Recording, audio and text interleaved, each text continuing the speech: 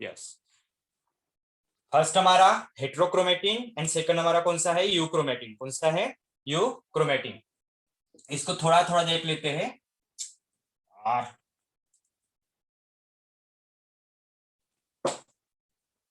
चलो रेड का मैं परमानेंट का यूज करता हूँ।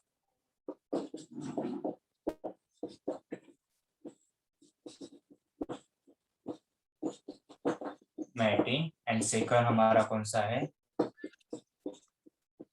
क्रोमेटिन। हाँ देखो, हेटेरोक्रोमेटिन जो होता है, हमने कल स्ट्रक्चर पढ़ा था, प्रीवियस लेक्चर में हमने एक स्ट्रक्चर पढ़ा था। देखो हमने स्ट्रक्चर को ऐसे, मैंने ऐसे आपको दिया था एक स्ट्रक्चर, ऐसा कुछ ऐसा स्ट्रक्चर दिया था।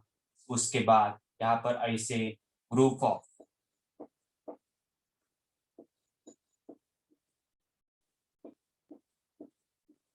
हाँ मैंने बोला था अगर मैंने एक स्ट्रे में, मैंने अगर एक स्ट्रे में बहुत सारी ऐसी मैंने कंचियां रखी है, ऐसे पूरा भर के स्ट्रे है, उसमें क्या रखी है, मैंने पूरी कंचियां रखी है, और एक स्ट्रे में है और सिर्फ मैंने कुछ ही बेसिक कंचियां रखी है। तो मुझे पता, मैंने आपको बोला था कि मैंने अगर आपको कहा इन दोनों स्ट्रे को क्या करो, ऑब्जर्व करो। क्या करो, ऑब्जर्व करो, और आप मुझे बताओ कि आपको सबसे पहले कौन सा स्ट्रे दिखेगा। जो ज्यादा है वो, यस बोलो, कौन सा स्ट्रे दिखेगा, जो ज्यादा है वो वाला। जो ज्यादा है वो वाला।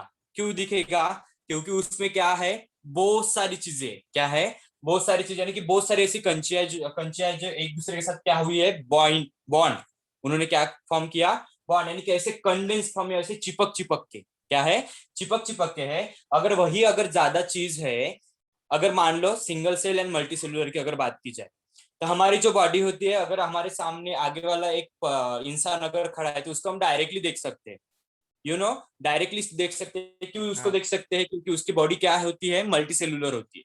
क्या होती है, मल्टी सेलुलर, यानी कि मेरे बोलने का मतलब ये था कि जो सबसे ज्यादा जो अगर इकट्ठा हुई चीजें होती है, उसको हम अपने आंखों से देख सकते हैं, डायरेक्टली देख सकते हैं। क्या देख सकते हैं, डायरेक्टली देख सकते हैं। और ऐसी चीजें जो क्या होती है, सिंगल सिंगल, इसमें सिंगल सिंगल यानी कि कम इसमें होती है, उसको थोड़ी दिखने के लिए हमको क्या जाती है, दिक्कत जाती है। उसको देखने के लिए हमको क्या जाती है, दिक्कत जाती है। तो उसी के कारण हम उसको अच्छे से देख नहीं पाते। उसको क्या बोलेंगे हम, नॉन कंडेंस्ड फॉर्म बोलेंगे। क्या बोलेंगे, नॉन कंडेंस्ड फॉर्म। तो ये था हमारा जो, ये आपको दिख रहा है यहाँ से यहाँ तक, इसको बोलते हैं हम यूक्रोमेटिक, क्रोमेटिन। और ए वाला जो पूरा क्लस्टर यानी कंडेंस फॉर्म, यानी कि ऐसे ग्रुप ऑफ स्ट्रक्चर दिखाई देता है, उसको हम क्या बोलते हैं, हेटेरोक्रोमेटिन।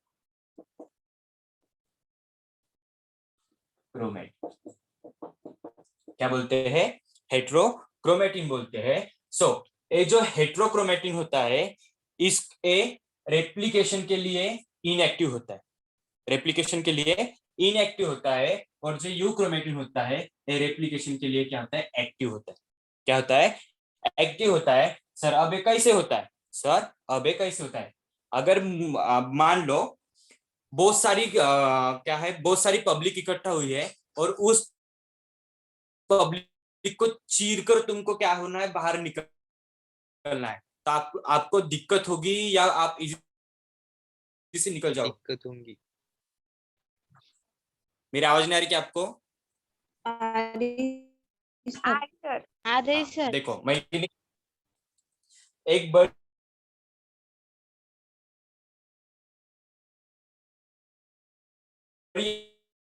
ऐसी भीड़ है, को आगे वाले साइड में जाना है, तो अब मुझे बताओ आपको दिक्कत होगी या आप इजी से ले जाओगे वहां से। दिक्कत होगी।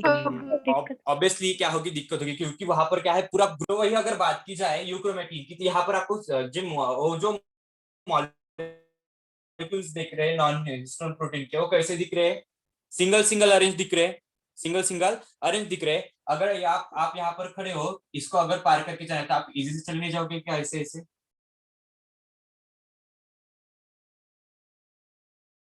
नहीं, जाओगे नहीं, हाँ नहीं। सर। चले नहीं,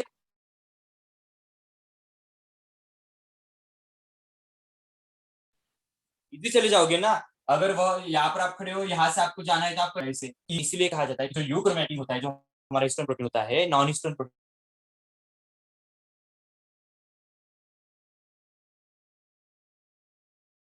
होता है, वो क्या होता है, रिप्रोडक्शन, सॉरी, रेप्लिकेशन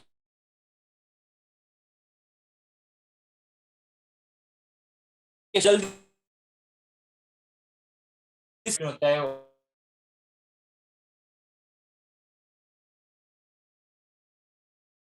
वो ठंडा आगे हाँ आगे लिस्ट में होता है, नॉन कंडेंस फॉर्म में होता है।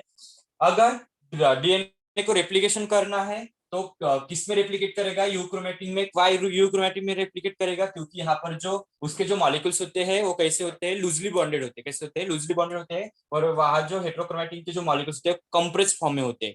इसीलिए रेप्लिकेशन किस में होगा, खास यूक्रोमैटिन में। हेट्रोक्रोमैटिन क्या होता है, इनएक्टिव होता है। क्या होता है, इनएक्टिव होता है। चलो ये समझ में आ गया, कुछ नहीं था, बेसिक था। हाँ कि ना। हाँ सर। हाँ चलो, ये थोड़ा सा अपना टॉपिक रह गया था, इसलिए मैं इसको थोड़ा कंटिन्यू कर दिया आपको समझने के लिए। और इसके नोट्स भी दिए थे मैंने, इसीलिए। अब चलते थोड़ा आगे, जो हमारा मोस्ट, हाँ देखो, आपको हो सकता है यहाँ से आपको क्वेश्चन आ सकता है, distance between euchromatin and heterochromatin. लिख लो क्वेश्चन। हो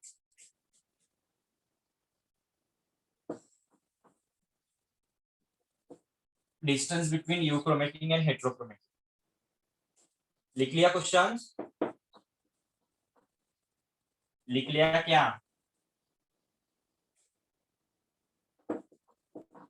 हाँ सर लिख, लिखा। हाँ। उसके बाद देखो, मोस्ट इंपॉर्टेंट जो 4 से या 5 मार्क के लिए आ सकता है, आता ही है, आता ही यार, 4 से 5 मार्क्स। जितने भी आपका जो भी क्या होगा, मार्किंग होगा, उसके हिसाब से अगर लॉन्ग आंसर क्वेश्चन में एक क्वेश्चन आता है तो देखो, हम जो आज पढ़ेंगे ना वो है हमारा डीएनए रेप्लिकेशन।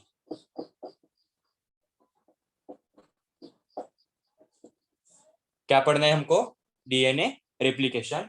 डीएनए रेप्लिकेशन पढ़ने से पहले, डीएनए रेप्लिकेशन पढ़ने से पहले थोड़ा क्विक चलते हैं प्रीवियस प्रीवियस लेक्चरों में। आप ही मुझे बताओगे, सिर्फ मैं आपको क्वेश्चन नहीं करूंगा, आप ही मुझे बताओगे। जल्दी से देखो, जहां पर डीएनए का सिंथेसिस डीएनए में होता है उसको हम क्या बोलते हैं, क्या बोलते हैं।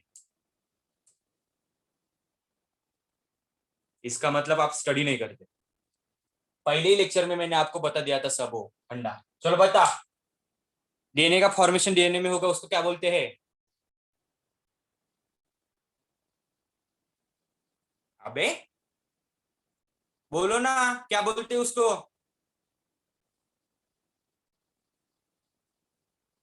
डीएनए से डीएनए बनेगा रेप्लिकेशन, बताया कि नहीं।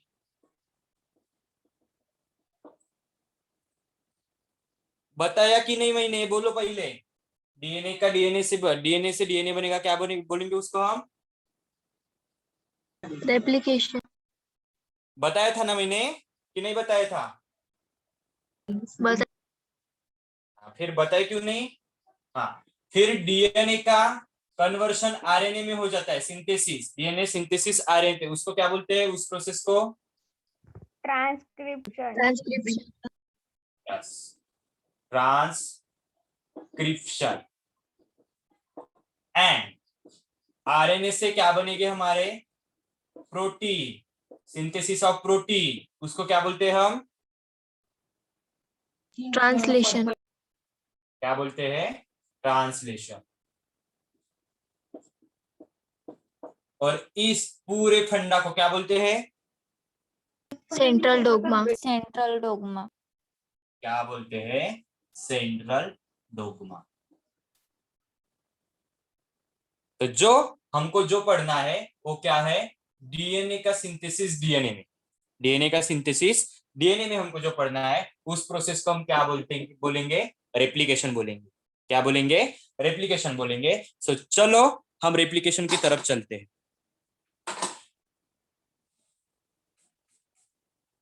मेरा तो सैनिटाइजर का खत्म ही हो जाए स्प्रे करके।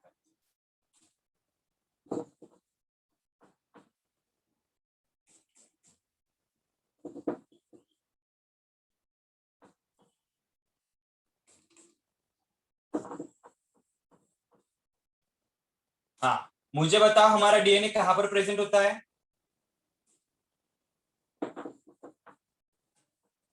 डीएनए कहां पर प्रेजेंट होता है।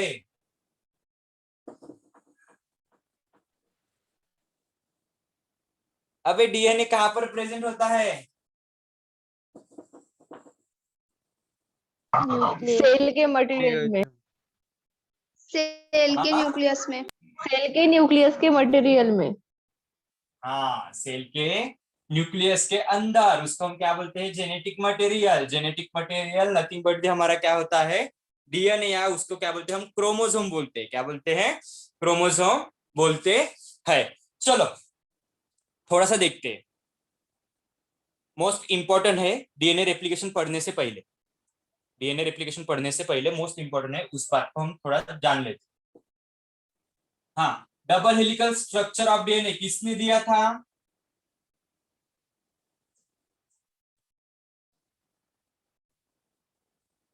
कान के नीचे बजाना पड़ता है आपके।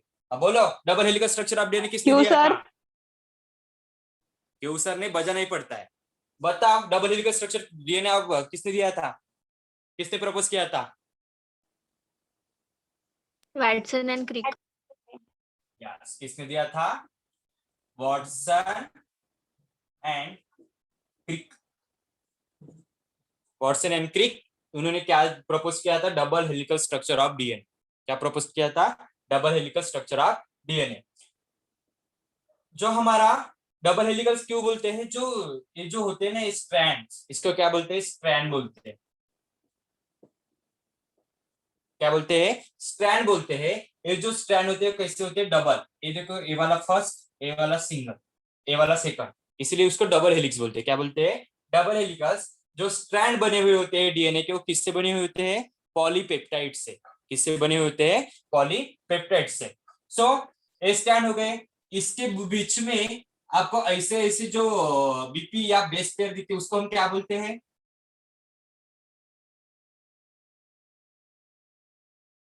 क्या बोलते हैं बे, जो मैंने लाइन निकाली उसको क्या बोलते हैं। Sugar phosphate. यस गौरव, क्या बोलते हैं। Base pair. Yes, base pair, या उसको क्या बोलते हैं, नाइट्रोजनस बेसिस। हाँ, नाइट्रोजनस बेसिस। और उसको एक अगर उसको नाइट्रोजनस बेसिस तो बोलते हैं, लेकिन उसको अच्छे लैंग्वेज में अगर कहा जाए तो उसको क्या बोलते हैं हम, क्या बोलते हैं, क्या बोलते हैं, न्यूक्लियोटाइड। क्या बोलते हैं, न्यूक्लियोटाइड बोलते हैं। सो देखो, जो ये डीएनए के स्टैंड होते हैं ना, डीएनए के स्टैंड होते हैं, इसमें एंड्स होते हैं। क्या होते हैं, एंड्स होते हैं। उसको हम क्या बोलते हैं, प्राइम एंड्स। क्या बोलते हैं, प्राइम एंड्स। देखो, अगर एक स्टैंड इसमें 5 प्राइम होता है, एक स्टैंड अगर स्टार्टिंग से उस स्टैंड 5 प्राइम होता है, तो जहां पर वो एंडिंग हो जाएगा उसको बोलते हैं 3 प्राइम। देखो क्या होता है, एक स्ट्रैंड अगर स्टार्टिंग 5 प्राइम से करता है, तो एंड जाके कितने प्राइम में करेगा, 3 प्राइम में करेगा। सर ये क्या होता है प्राइम में, सर ये क्या होता है प्राइम में, तो मैं आपको नेक्स्ट बताऊंगा, पहले समझ लो। देखो, एक ने क्या कर दिया, एक ने क्या कर दिया, स्टार्टिंग 5 प्राइम एंड से की, तो एंडिंग कहां पर की, 3 पॉइंट एंड में। तो वही दूसरा उसके अल्टरनेट होता है, वही स्टैंड दूसरा वाला उसके अल्टरनेट होता है। यहाँ पर 5 प्राइम एंड था, तो यहाँ पर 3 प्राइम एंड से स्टार्ट करेगा, और नीचे जाके वो क्या करेगा, 5 प्राइम एंड पे जाके खत्म करेगा। समझ में आ गया मैंने क्या बोला। डीएनए जो हेलिकल स्ट्रक्चर ऑफ डीएनए होता है उसमें एंड्स भी होते हैं, यानी कि हमको पता है हमारा एंड क्या है। अगर हमारा एंड सर का अगर बात की जाए तो हमारा सर होता है, और नीचे की तरफ अगर हमारा एंडिंग एंड बोले जाए तो हमारे क्या होते हैं, पैर होते हैं, लास्ट वाले पैर होते हैं। तो समझ लो अगर इसका हेड है तो उसका जो टेल होगा वो 3 प्राइम एंड होगा। तो वही अगर इसका हेड 3 प्राइम एंड है तो वही अगर उसका एक क्या होता है, सॉरी, टेल क्या होगा, 5 प्राइम एंड। मुझे आप पहले बता, ये 3 prime and and 5 prime and समझ में आया क्या? हाँ सर। अल्टरनेट होता है। 5 प्राइम एंड से एक अगर स्ट्रैंड स्टार्ट होता है तो दूसरा स्ट्रैंड क्या होगा, 3 प्राइम एंड से स्टार्ट होगा।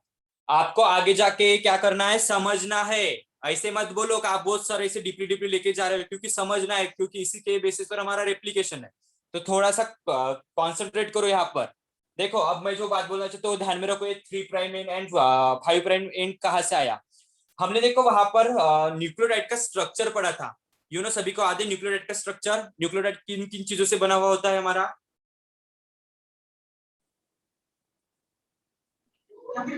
Ribose sugar. हाँ sugar, phosphate और nitrogen base. हाँ, कौन से चीजों से बना होता है? Nitrogen Sugar, phosphate, and nitrogen. Phosphate. Phosphate. हाँ।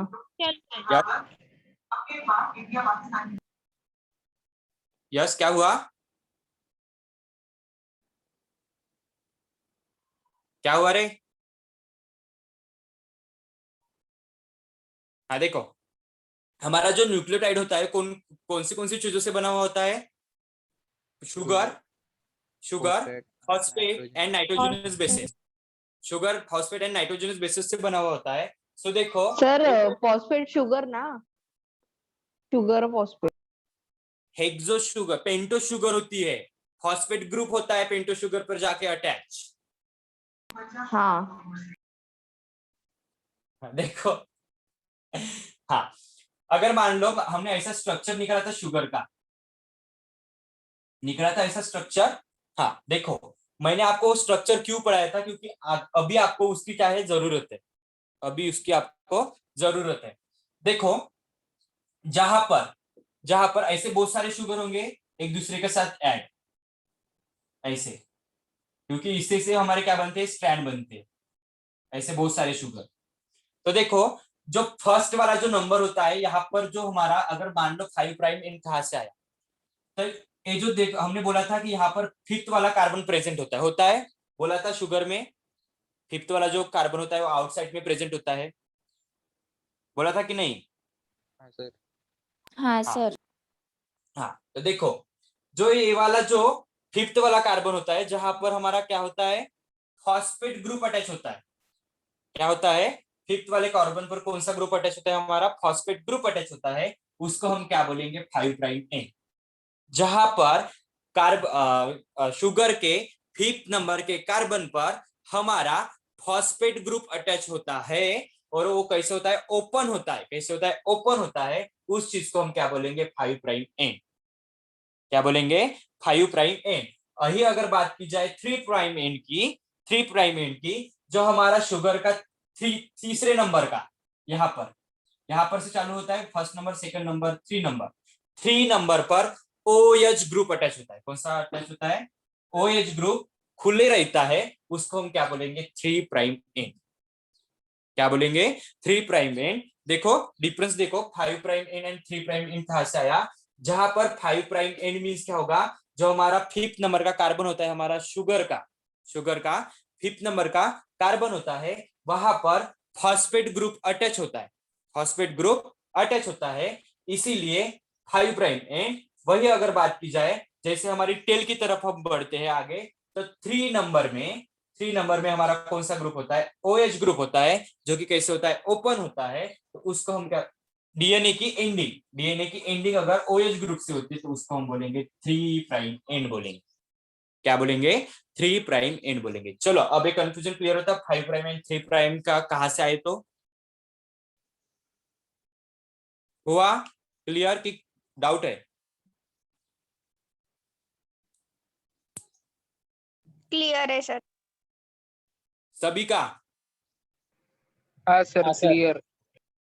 हाँ, चलो सिर्फ एक बात ध्यान में रखो, फिफ्थ यानी कि कार्बन का फिफ्थ जो पोजीशन होता है वहां पर फॉस्फेट ग्रुप अटैच यानी कि 5 प्राइम एंड, और वही अगर बात की जाए 3 प्राइम एंड की तो यहाँ पर क्या होगा, OH ग्रुप अटैच होगा। वो कैसे होगा, ओपन होगा, उसको हम बोलेंगे 3 प्राइम एंड। चलो क्लियर हो गया। अब हमने अगर डीएनए के अगर स्ट्रक्चर की अगर बात की तो वहां पर मैंने बोला था हमारे डीएनए में कौन से नाइट्रोजनस बेसिस या न्यूक्लियोटाइड होते हैं, बोलो। हाँ Adenine, हाँ guanine, हाँ guanine, cytosine, cytosine, thymine, uracil.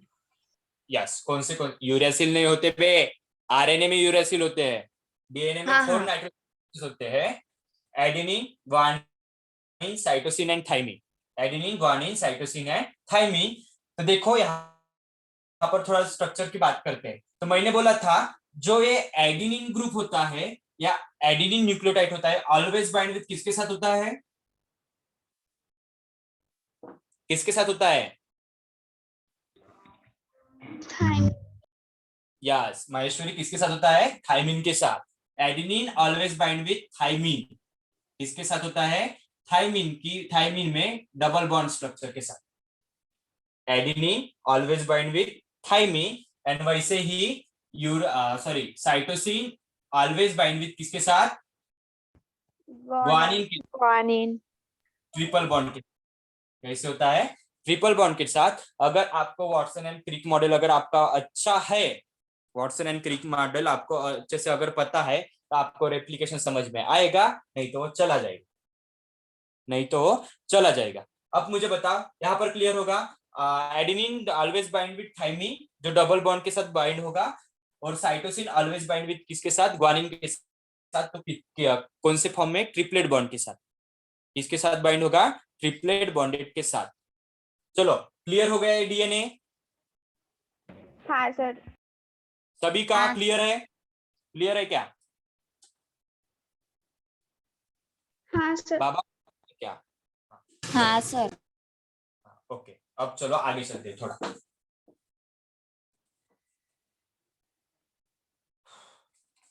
मुझे आपको पूरा बेसिक से लेके जाना पड़ा, क्योंकि अगर आपका बेसिक अगर क्लियर नहीं होता तो आपको आगे जाके दिक्कत आ सकती होगी।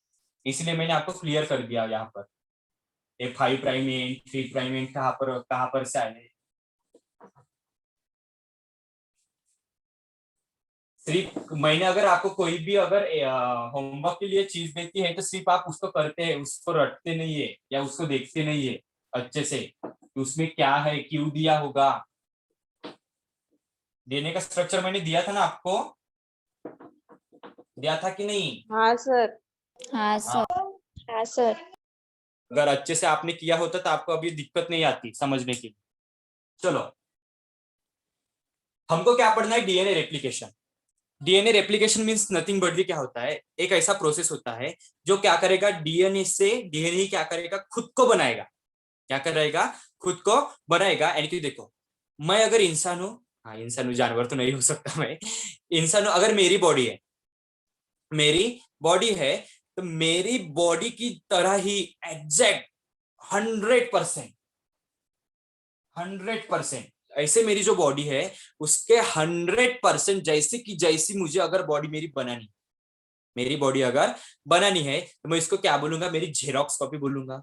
क्या बोलूंगा? Xerox copy. वैसे ही 100% एक बॉडी होती है या डीएनए होता है, उसका ही डीएनए वैसे ही 100% डीएनए क्या करेगा? वो 100% यानी कि पूरा पूरा जैसे कि जैसा जो बॉडी हमारा स्ट्रक्चर बनाएगा उसको हम क्या बोलेंगे? रेप्लिकेशन बोलेंगे। क्या बोलेंगे? रेप्लिकेशन बोलेंगे। समझ में आ गया? रेप्लिकेशन मीन्स क्या होगा? रेप्लिकेट हाँ इटसेल्फ, सर. जैसे कि वैसा हम बनाएंगे उसको हम क्या बोलेंगे? रेप्लिकेशन बोलेंगे। तो चलो रेप्लिकेशन थोड़ा सा देखते हैं। मान लो एक महीने डीएनए निकाला,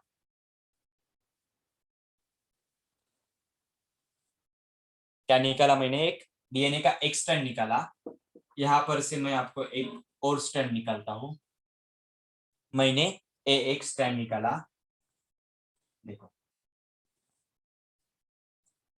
देखो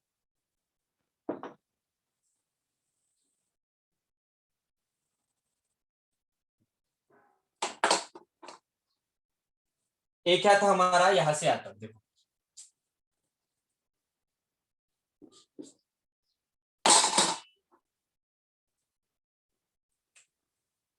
ये भी चल रही है। ये हमारे क्या थे, न्यूक्लियोटाइड थे, क्या थे, न्यूक्लियोटाइड। यहां से यहां तक हमारा क्या था, डीएनए था, क्या था, डीएनए था। अब देखो ये जो दो स्ट्रैंड थे डीएनए के, हमको पता है DNA always two stranded, double helix structure होता है डीएनए का। उसको मैंने क्या कर दिया, एक स्ट्रैंड को अलग कर दिया, दूसरे स्ट्रैंड को अलग कर दिया। क्या कर दिया, एक स्ट्रैंड को अलग कर दिया, दूसरे स्ट्रैंड को अलग कर दिया। अब जैसे ही ये डीएनए के दो स्ट्रैंड, डीएनए के ये दो स्ट्रैंड अलग अलग होंगे, क्या होंगे, अलग अलग होंगे। देखो ये पूरा डीएनए था, डीएनए के स्ट्रैंड जो थे हमको पता है, डीएनए के जो कितने स्ट्रैंड होते हैं, टू स्ट्रैंडेड हमारा डीएनए, डबल हेलिकल स्ट्रक्चर, अब डबल हेलिकल स्ट्रक्चर होता है डीएनए का। उस डबल हेलिकल को मैंने क्या कर दिया, अलग अलग कर दिया, क्या कर दिया, अलग अलग कर दिया, यानी कि उसके जो हमारे स्ट्रैंड थे उसको अलग अलग कर दिया। अब ये जो अलग अलग मैंने जो हमारा पेरेंट, उसको बोल सकते हैं पेरेंट डीएनए, पेरेंट डीएनए था, उसके दो स्ट्रैंड को मैंने अलग अलग कर दिया। तो उस न्यू स्ट्रैंड पर, उस न्यू स्ट्रैंड पर यहां पर क्या होगा, हमारा दूसरा न्यू स्ट्रैंड का फॉर्मेशन होगा, दूसरे न्यू स्ट्रैंड का फॉर्मेशन होगा। तो जो यहाँ पर पेरेंटल डीएनए था, यहाँ पर जैसे ही दूसरे दो स्ट्रैंड का क्या हो जाता है, फॉर्मेशन हो जाता है, उसको उस डीएनए को बोलते हैं daughter DNA.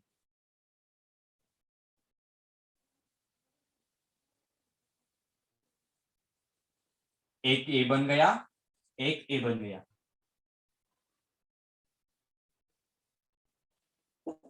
Daughter DNA, daughter DNA. देखो मैंने क्या बोला, जो हमारा पेरेंट स्ट्रैंड था उसके टू स्ट्रैंड मैंने क्या कर दिए, अलग कर दिए, क्या कर दिए, अलग कर दिए। और वहां पर क्या हो गए, न्यू स्ट्रैंड का सिंथेसिस होगा, न्यू स्ट्रैंड का सिंथेसिस होगा। जैसे ही दो न्यू स्ट्रैंड बनेंगे, देखो यहाँ पर देखो, ये वाला उसको बोल सकते हैं ओल्ड, ओल्ड स्ट्रैंड, इसको बोलेंगे हम न्यू स्ट्रैंड, क्या बोलेंगे, new strand, old strand. And जैसे ही न्यू स्ट्रैंड का वहां पर फॉर्मेशन हो जाता है, उसको क्या बोलेंगे हम, रेप्लिकेशन, यानी कि ओल्ड स्ट्रैंड पर न्यू स्ट्रैंड का क्या होना, फॉर्मेशन होना, न्यू स्ट्रैंड का फॉर्मेशन होना। अब मुझे बता, ये हमारा डीएनए था, उससे कितनी कॉपीज बनी हमारी डीएनए की, टू कॉपी कितनी कॉपीज बनी, टू कॉपीज बनी। ऐसे ही जैसे हमारा सेल होता है, एक सेल होता है, एक सेल पे कितने सेल बनते हैं, टू सेल बनते हैं। तो एक डीएनए से कितनी कॉपीज बनेगी फिर हमारे रेप्लिकेशन में, दो कॉपी कितनी कॉपीज बनेगी, टू कॉपीज बनेगी। कितनी कॉपी बनेगी, टू कॉपी। टू कॉपी में देखो क्या होता है, एक जो स्ट्रैंड होता है ओल्ड स्ट्रैंड होता है, यानी कि पेरेंटल स्ट्रैंड होता है। और जैसे ही हमको, हमारे मम्मी पापा का उदाहरण ले लो, हमारे मम्मी पापा का उदाहरण ले लो, क्या होता है, देखो हमारे मम्मी पापा है, एक स्ट्रैंड है, मान लो मम्मी पापा है, एक स्ट्रैंड है, एक स्ट्रैंड है। जब जब रिप्रोडक्शन हो जाता है, फ्यूजन हो जाता है, गमेट का फर्टिलाइजेशन हो जाता है, तब हम बनेंगे, हम बनेंगे, यानी कि क्या हो जाएगा, क्या हो जाएगा, दोनों के भी कैरेक्टर्स हमारे इसमें आते हैं, हमारे इसमें आते हैं। तो वैसे ये जो एक स्ट्रैंड था, कुछ स्ट्रैंड्स कुछ कैरेक्टर्स किस में से आएंगे, मम्मी की तरफ से आएंगे, कुछ स्ट्रैंड्स किस में से आएंगे, पापा की तरफ से आएंगे। क्या आएंगे, मम्मी की तरफ से, पापा की तरफ से।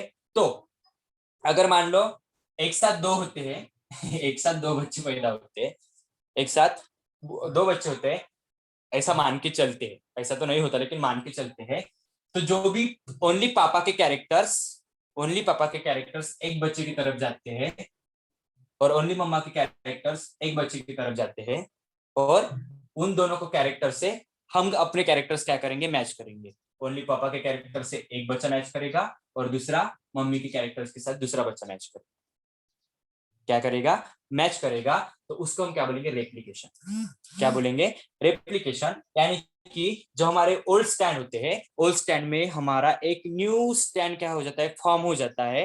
वो अब कैसे होता है, वो अब कैसे होता है, वही तो हमको पढ़ना है, वही तो हमको पढ़ना है, उसको ही हम क्या बोलेंगे, रेप्लिकेशन बोलेंगे। जो देखो हमारा पेरेंटल स्टैंड था, पेरेंटल स्टैंड के ऊपर एक न्यू स्टैंड सिंथेसिस हुआ, यानी कि क्या हुआ, जब एक न्यू स्टैंड सिंथेसिस होंगे तो ये सेपरेट हो जाएंगे। देखो ऐसे, ये फर्स्ट वाला तो ये सेकंड वाला, ऐसे।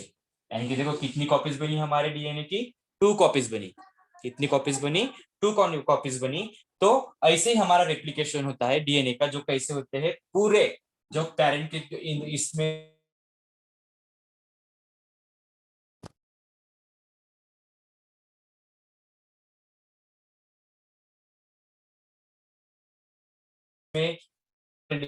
दोनों में भी ये, जैसे ही अगर मान लो यहाँ पर ए एंड जी अगर एडिंग, एक हमारा सॉरी ए एंड टी अगर नाइट्रोजनस बेस है, तो यहाँ पर से मैंने एक स्टैंड में से अगर यहाँ पर ए गया, तो ऑलवेज यहाँ पर जो बाइंडिंग होगी ना, तो यहाँ पर टी की ही बाइंडिंग, टी की ही बाइंडिंग होगी। तो इसके लिए जो भी स्ट्रैंड का सिंथेसिस होता है, न्यू स्ट्रैंड का सिंथेसिस होता है, तो उसके लिए रिस्पॉन्सिबल होते हैं एंजाइम्स। वो सारे हमको क्या पढ़ने हैं, एंजाइम्स पढ़ने हैं, जो डीएनए रेप्लिकेशन को कॉज करते हैं या मेक करते हैं। क्या करते हैं, मेक करते हैं। सो उसकी तरफ थोड़ा चलते हैं, डीएनए रेप्लिकेशन। मुझे ये बताओ, ये वाला फंडा समझ में आ गया क्या, जो डीएनए का रेप्लिकेशन कैसे होता है, समझ में आ गया कि नहीं आ गया? आया सर। सिर्फ ये बेसिक बेसिक था, ये सिर्फ बेसिक था कि हमारा जो ओल्ड डीएनए होता है, ओल्ड डीएनए के क्या होते हैं, ट्रू स्ट्रैंड क्या हो जाते हैं, अलग अलग हो जाते हैं, और उन अलग अलग हुए हुए स्ट्रैंडों पर न्यू स्ट्रैंड का क्या हो जाता है, सिंथेसिस हो जाता है, न्यू स्ट्रैंड का सिंथेसिस हो जाता है। तो इसके कारण जहां पर एक डीएनए से कितनी कॉपी बनेगी हमारी, 2 कॉपी बनेगी डीएनए की, तो उसको हम बोलते हैं डॉटर डीएनए कॉपी। क्या बोलते हैं, डॉटर डीएनए कॉपी। यानी कि जैसे ही पेरेंट के अंदर जितने भी कैरेक्टर समाये हुए थे, वही सेम कैरेक्टर्स किसके अंदर आ जाएंगे, जो डॉटर डीएनए वाले जो कॉपी बनी है रेप्लिकेशन से, उसके अंदर आ जाएंगे। क्या आ जाएंगे, उसके अंदर आ जाएंगे। ऐसा जो फंडा होता है रेप्लिकेशन का होता है, जो ये रेप्लिकेशन जो कॉज होता है, तो उसमें बहुत सारे एंजाइम्स भी क्या होते हैं, एक्टिव होते हैं रिस्पॉन्सिबल के लिए। क्या होते हैं, एंजाइम्स एक्टिव होते हैं। वो कौन से एंजाइम्स होते हैं, उसको हम आगे देखेंगे। चलो, ये बेसिक वाला फंडा था, वो समझ में आ गया, सभी को क्लियर हो गया? हाँ सर।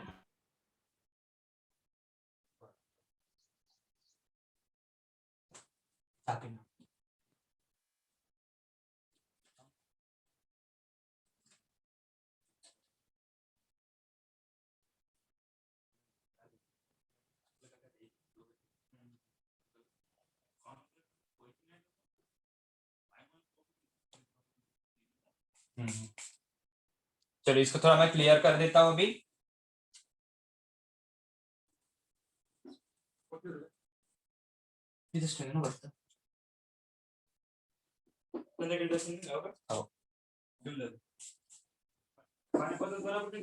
हाँ,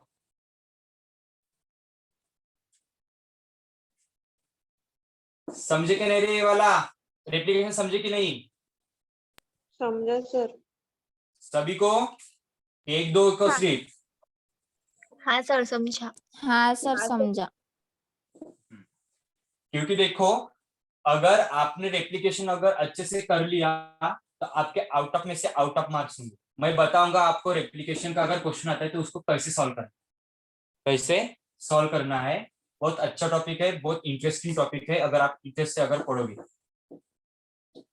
ये पूरा चैप्टर ही है ना, बहुत इंटरेस्टिंग है, पूरा इंटरेस्टिंग है अगर आप फोकसिंग से पढ़ोगे तो चलो,